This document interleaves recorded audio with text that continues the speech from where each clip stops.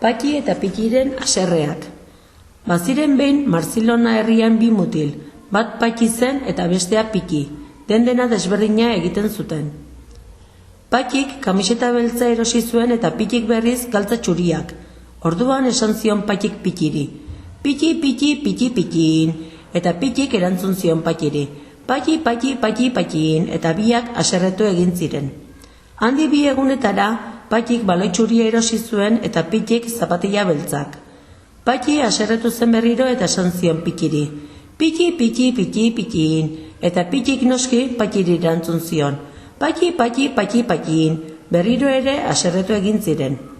Beraien urtebetetze egunean, Pakik katu txuri bat nahi zuen eta oparitu zioten eta Pikik txakur beltz bat, eta hori ere oparitu zioten.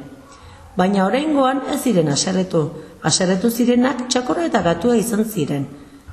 Handik aurrera, Paki eta Pikik dena berdina erosi zuten, eta lagunak izan ziren betirako, eta ez ziren gehiago haserretu.